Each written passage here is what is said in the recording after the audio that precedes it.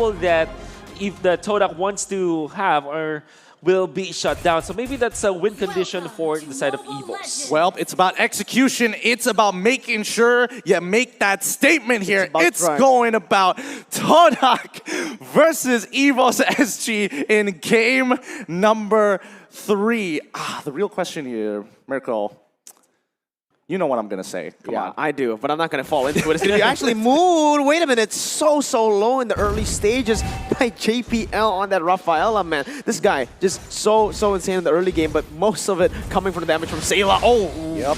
He's finding this initial engagement. The yin-yang reaction is going well onto Chico. He might be in some trouble. JPL is going to flicker for him. Cyclone Eye is going to get him out of that situation, but Yums is at level 2, so he can't start topping off the health of Chico, guys. He might need a little bit of help on this one, or wait, does he still have... Yes, he still has Retribution. Wait a minute. He could still make it work. He can kite this out, right? Yeah, pretty sure he can. No, he cannot. He cannot. He has to send it. It's fine. It's fine. Relax. It's okay. It's okay. Orange Buff isn't going to kill him. We're not going to see it just today. Oh my god, but that's already so huge for the Bane. Look at how 600 gold just based on that. And this is not what you want to do against the Bane. Need some shit. If you're not able to scale properly, it is going to be a huge problem. You need that 2-item power spike. Expended his Retribution as well. Yes, exactly. Which is a lot of mistakes coming out from TODAK, but it was actually forced error as Evos SG fast cleared the mid lane and then put Sayla in that position where he can land the passive. So that's amazing coming up from Evos SG, and they continue to poke. This is a really good match here as we're seeing Sayla now feeling very comfortable on this Loi. Formi is trying to get Potato off of the core belt so far. Actually, Cyclone's Eye away from and hops over, in a matter of fact, the deadly catch, but Potato still able to collapse onto that wave. Turtle now in their possession, but the rest of TODAK members, they're going to have to play this slow. Vertical jungling has been enabled for Chiku. Gold lane, Lapu-Lapu coming up from TODAK. Obviously, Adamir is going to have a good time in the early stages, but eventually, if the ultimate is available, that Lapu-Lapu can pose a kill threat against that Brody. If they do want to play this with the Kagura, they can apply the pressure into the gold lane. Remember, the passion is made possible by the Singapore Tourism Board as that turtle is going to be slain down here. TODAK going to be rotating up towards the other side of the map. Now, in spite of what we've just saw so far, Evos SG, are they going to press their advantage by invading the jungle? Especially once again, they've got the level advantage. Why not? Yeah, that's what they need to look for here. That's the whole point of picking the high-lows in that top side. You want to just keep on pressuring that top side, and exactly with the Loi as well. Ooh, very close. Very close indeed. Lethal Wander going to be contested once again. It's a 4v4, but again, they don't really want to fully commit to this. Unfortunately for Chiku, he has caught up in levels, but it might not be enough here. Still a level down on Potato. Sayla doing a good job damaging Moon and keeping Yums in lane. I wonder for TODAK, since the second turtle means that you also have the ultimate on your roamer, which in this case is the Estes, it kind of makes me feel that TODAK wants to fight in that second turtle. They can't keep on giving free turtles to Evos SG because Bane, if he snowballs correctly, the turrets are gonna fall down, and you don't want to give that turtle buff to this Potato Bane because eventually they are gonna be pushing. Okay, right now, honestly, this is what I want to see from Evos SG. Just keep on pressuring the inside of the junglers, jungle, maybe even more than this, right? The Loi Yi is going to be so easy for them to get pressure done, but I feel like they're not utilizing this as much as they should. Well, I mean, yes and no, because right now, if we're looking at Gear's position, he's currently level 6. If Formaze earlier was not, you can see there is a slight EXP lead in Gear's favor here. Chiku actually coming in to try and punish Gear so far. He needs to make it out of there. He still has the flicker, but so far, you're seeing the Loi E rotation coming on in. Can they pull through? No, they don't take it. Sayla is walking up to give him that disengage, but you can see how tanky Hylos is already. JPL does open up the map, but TODAK stick together, making sure they have that first rotation, even calling up Adamir for their aid. Turtle now up. This was the pick that we actually talked about. Because of that tankiness, because of that disengage potential, Evos SG will have so much room to play for. Those were a lot of resources burnt just to get him low. Yeah, it really is. Oh, Moon using the yin-yang overturn, getting punished by Sayla. Doesn't even get any value out of it. Sayla is doing a great job controlling this mid lane, and even Gear joining in on the fight. But you can tell Chiku has no part of this. He just wants to focus on his farm. Team has slain the and the turtle easily taken by Evos SG. This is scary now for TODAK. Fortunately, Chico guys will have a great play. At least the trade-off. He's going to get the orange buff. And it gives him 1 minute and 30 seconds of an advantage over Potato. Well, speaking of advantages here, as Momo's going to be using the Rage Blade to get on out and not get locked down by the Deadly Catch. They clear up their bottom side. They don't give on any objectives. It's a slow roll. It feels very different from the past couple of games here because Evos SG feel like they are in complete control. This is definitely what Evos SG wants, and this is really what gave them so many victories in the group stages as well as in the start of the playoffs of M3 World Championship, and this is their identity.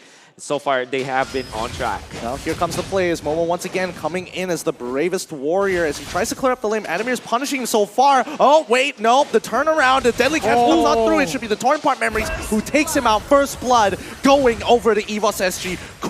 Cool, calm, and calculated as they always are. Man, Evos SG, this is the way they want to play right now. They're just going to go for the sieges, for the pickoffs on the map, but now it's time to look at the items here, Wolf. Yep.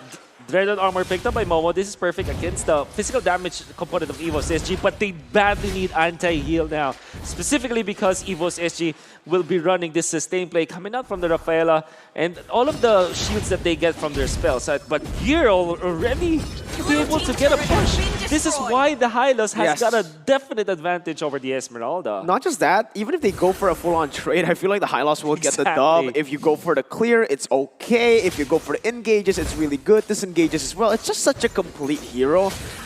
And now, like, Evos SG, again, Moon is going for JPL, but that's definitely not the right target. Even if he gets the kill, it's not going to be worth it because this. Yup, it's going to be Formace who's going to get targeted here. No! Yums manages to save Formace just in time. The Torn Apart Memories about to rip open his dreams here as JPL as well as Potato hovering for position on towards this turtle side. Wait, teleport, where does it go? Exactly, yes! They find it into the Orange Pop Jungle. They find Yums take him out with the yin-yang reaction. Quick follow-ups and great control. You will see TODAK, then get the poke, eventually forcing that ultimate from the Estes. Then with the teleport coming out from Sayla, they just got the turtle as they found the kill onto Yums. This rhythm from Evos SG, they're looking as if they're dancing to this to their tune.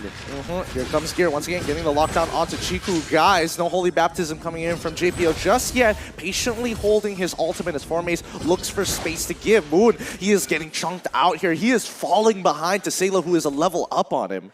It's honestly just a really a beautifully orchestrated fight there by Evos SG. The setup that they need was just so well planned. Right? Oh my goodness! Whoa! He almost blew his face open there in through the mid lane. Sayla, again, we are really seeing him really find his motion into the game so far. But now JPL opening up the map so far. Are we going to see initial engagement? Nope. Yes. Moon. No, they are teleporting right into the brush. Moon doesn't realize it. They've outplayed it again.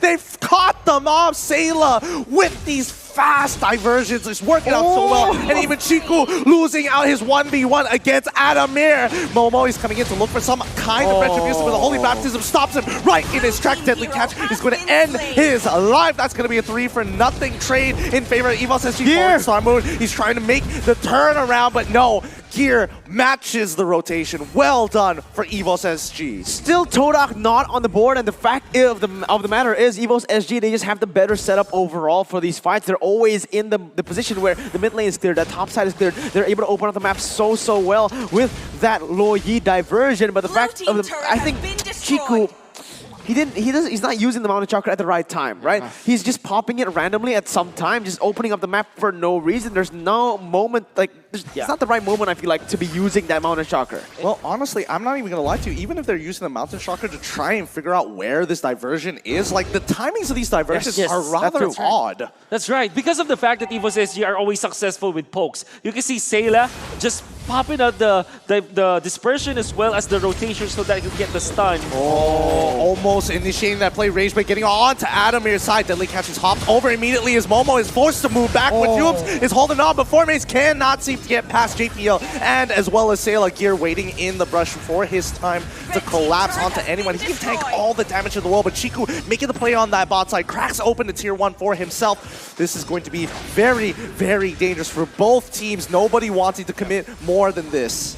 Let's see what happens here, right? Because both of the teams right now, it seems like Evos SG will have a slight advantage considering that TODAK has used most of their ultimates, but now it's all back off. The play here, the diversion into the tri-brush, but JBL ends up right outside the tri-brush. Unlucky as the punishment comes in. Moon, he tries his best with the yin-yang overturn, but a quick turnaround by Sayla's side. Evos initiate the fight here as Momo trying to hold on to his own. He goes down straight away. This gear is way too tanky for him to hold on. The bounce from the crab claw off of Formaze's head. He goes down next. It's a 4-for-0 trade. Once again, Evos SG looking clean. Looking clean with that initiation coming out from Sayla's diversion, as they have found the jump on Adamir.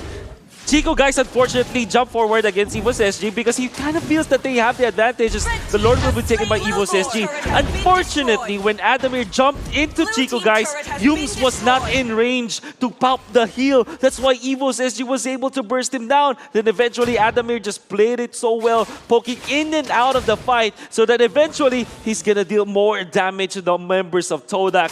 This is why they first picked the Brody. Surely, it's not a clean 100% win for this Brody or Adamir, but that play just showed us how good he is at this hero. And man, you gotta talk about how Evos SG are again utilizing this Lo Yi to a very, very high level. Sayla coming in, performing at a very high level again for his team. And look at how they play these team fights again. Just so much setup on the board. They use the deadly catch in such a good way by zoning all the members away and using it at the right time. Do you see when Potato uses these ultimates in these fights? Always disengaging, peeling for his main carry, Adamir. Yep, but now look, Chiku is pushing down on towards bottom side, and you can also see Formaze holding up mid, but now Evos SG gonna bank it on this Lord to open up and crack it. They've got it, the deadly catch is already out. Lord is gonna be walking on through. They notice what's going on at Chiku. Oh my goodness, Moon is pulling it towards the second inhibitor to get away from the crystal, but that might not necessarily be the play here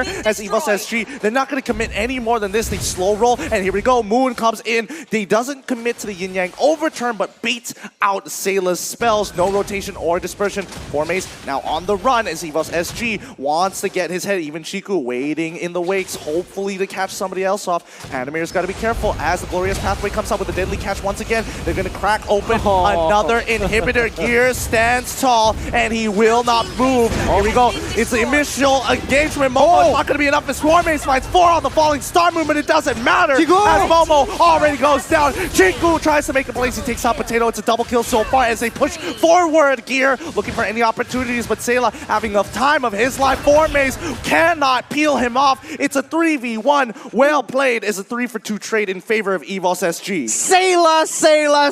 This man, dude. You can see the positioning on his man. Adamir goes in for that stun. He's so bold. Oh my god. They're going to look to end it here. Match Yums point. and Moon can't do anything. The hosted nation comes out strong in game 3. GG. Well played to Evos.